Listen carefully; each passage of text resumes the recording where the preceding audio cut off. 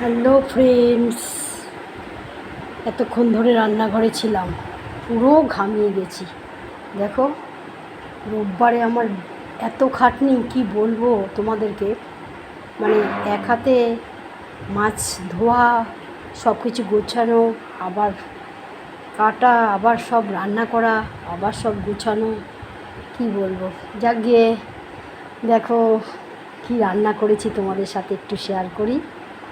প্রথমেই দেখাচ্ছি, এখানে দেখো, এই যে ইলিশ মাছ ভাপে, ঠিক আছে।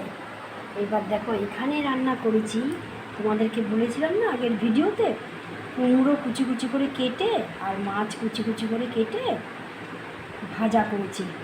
লঙ্কা, একটু একটু তোমার লবণ, একটু মিষ্টি, কাঁচা লঙ্কা চিড়ে দিয়েছি, দিয়ে ভাজা করেছি।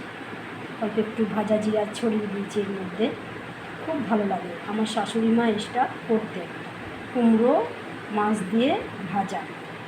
এখানে তোমার এই যে তেলাপিয়া মাছ ভাবলাম একটু ঝাল করব।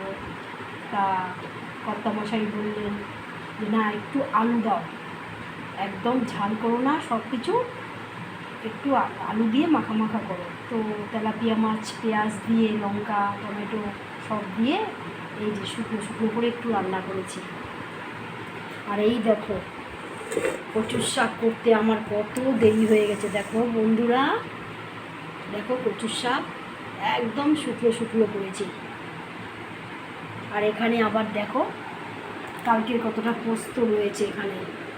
আর এখানে দেখো এক হটপট গরম গরম ভাত। তো তোমরা কে কে আমার এই রান্নার রেসিপি তোমাদের পছন্দ হয়েছে প্লিজ একটু কমেন্ট করো, তাহলে কি করে বুঝবো তোমরা আমার রান্না পছন্দ করো বা আমার রেসিপিগুলি তোমাদের ভালো লাগে, তাই না?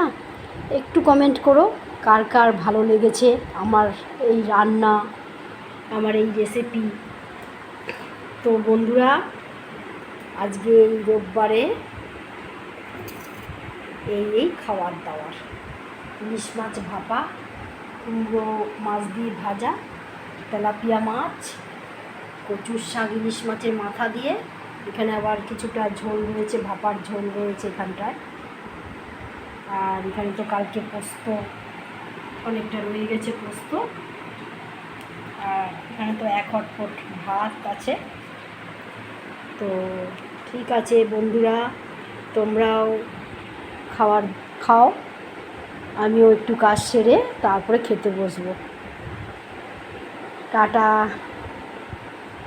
আজকের মতো এখন দুপুরে রান্না শেষ হলো, আবার কালকে সেই সকাল থেকে শুরু করেছি। টাটা বন্ধুরা।